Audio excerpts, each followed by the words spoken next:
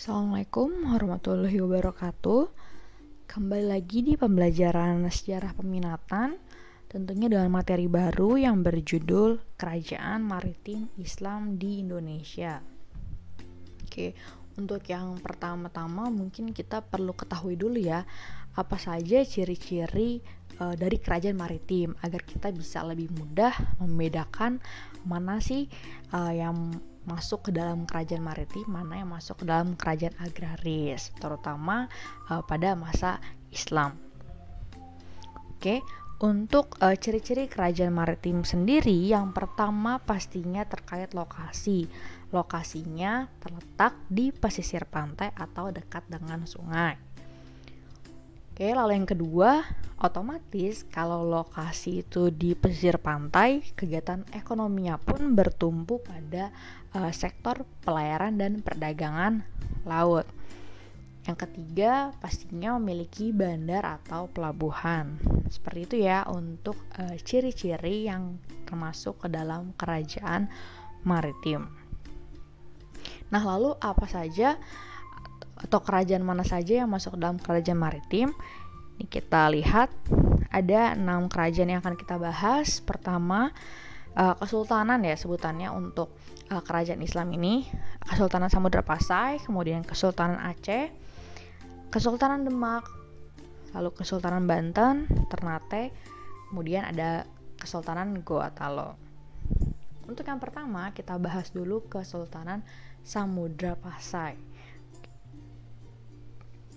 Nah, ini kita bisa lihat di peta, letaknya itu di pantai utara Sumatera atau Aceh sekarang, dan didirikan oleh Merah Silu yang bergelar Sultan Malik Al-Saleh pada tahun 1267.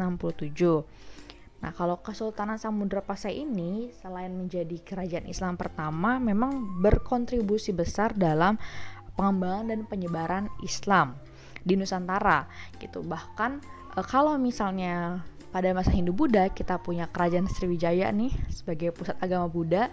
Nah, kalau misalnya di Pulau Sumatera juga kita punya Samudra Pasai yang menjadi pusat studi agama Islam di Asia Tenggara pada abad ke-14.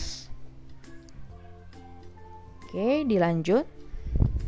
Kemudian perekonomiannya, aktivitas perdagangan di Pasai berkembang pesat. Nah, Pasai ini menjelma menjadi pusat perdagangan internasional. Kenapa? Karena posisinya ini strategis, didukung karena dekat dengan kawasan Selat Malaka. Oke, jadi Selat Malaka ini memang ramai ya dikunjungi para pedagang internasional gitu, baik itu dari India, dari Tiongkok, Arab, Persia, Turki dan sebagainya.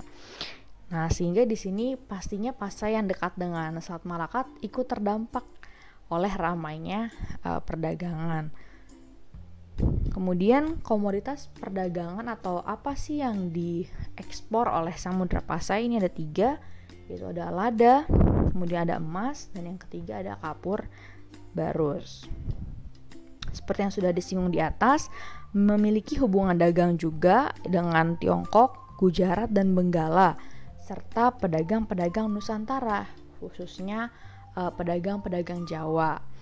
Nah, ini untuk pedagang Nusantara atau pedagang Jawa ini memiliki hak istimewa yang diberikan oleh Kesultanan Samudra Pasai. Apa sih hak istimewanya? Yaitu dibebaskan dari pajak gitu.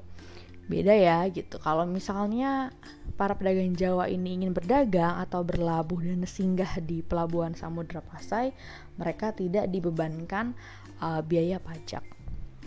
Oke, seperti itu. Nah, berikutnya kesultanan kedua, kita ada Kesultanan Aceh. Kalian bisa lihat di peta untuk letak jelasnya. Oke, ada di Pulau Sumatera, berdiri pada tahun 1507 oleh Sultan Ali Mughayat Shah dan menguasai pesisir, baik itu di barat dan timur Aceh. Nah, kemudian Aceh ini mulai berkembang pesat nih, atau menjadi kerajaan maritim yang besar setelah Portugis menguasai Malaka.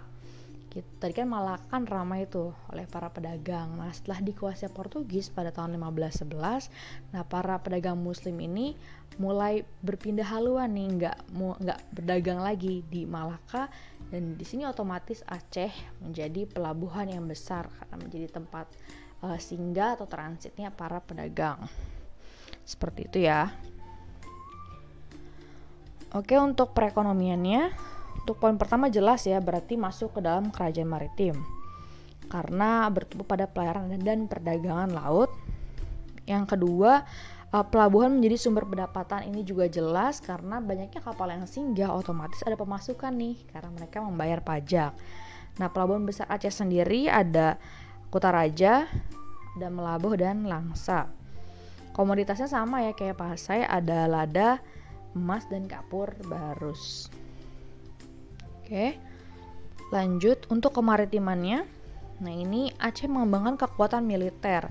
Oke, berbicara kemaritiman berarti identik dengan kapal-kapal perang nih gitu. Jadi mulai mengembangkan kapal perangnya dengan kapal yang mampu mengangkut 600 hingga 700 prajurit, khususnya pada masa Laksamana Malahayati. Bisa dilihat di gambar ya, gitu tokoh sejarahnya. Oke, lanjut.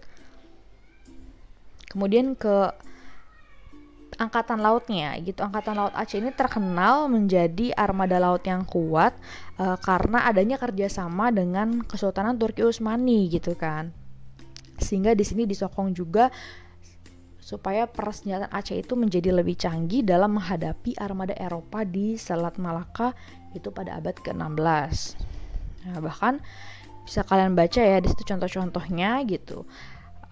Ada 3 poin penting gitu yang menjadi bukti bahwa kerjasama antara Aceh dan Turki Utsmani itu membawa keuntungan tersendiri bagi Aceh, dan kerjasamanya juga dibuktikan lewat arsip kumpulan surat di antara keduanya. Seperti itu ya, dapat dimengerti. Oke, kalau sudah kita lanjut. Yang ketiga ada Kesultanan Demak. Nah, Demak tuh kalian bisa lihat di peta, letaknya itu ada di utara Pulau Jawa, tengah-tengah berarti ya, gitu. Dan untuk bukti tertulisnya ini berasal dari laporan perjalanan Tom Paires pada tahun 1512. Nah, Paires menuliskan Demak sebagai pusat kota sekaligus pelabuhan utama Pulau Jawa, dan Demak sendiri menguasai kota-kota pelabuhan lainnya seperti Tegal, Rembang, dan Semarang.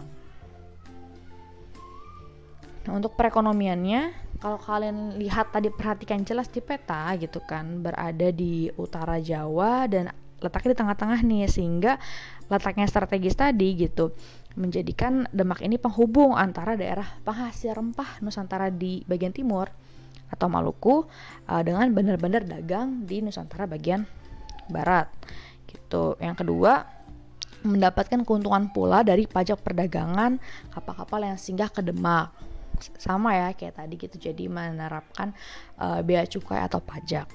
Yang ketiga, karena Demak ini wilayah kekuasaannya hingga ke pedalaman gitu, makanya sektor agraris itu mendukung sektor maritim Demak gitu. Dan di sini apa aja yang dihasilkan dari pertaniannya, yaitu ada beras, kayu jati, dan kayu manis.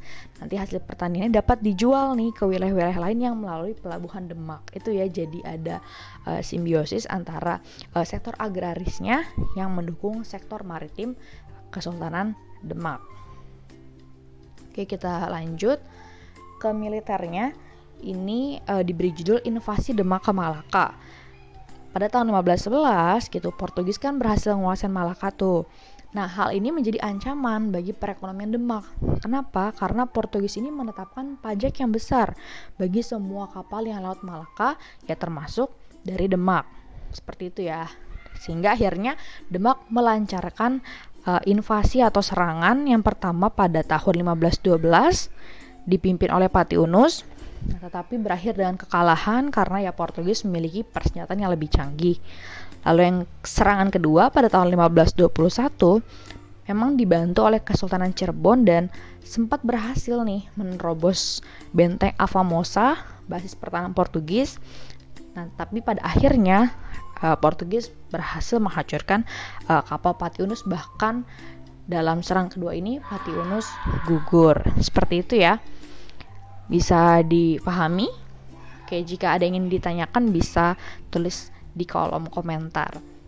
Terima kasih, mungkin segitu aja untuk bagian pertama. Nanti untuk penjelasan kerajaan maritim Islam di Indonesia yang bagian kedua kita lanjut di video berikutnya. Terima kasih. Wassalamualaikum warahmatullahi wabarakatuh.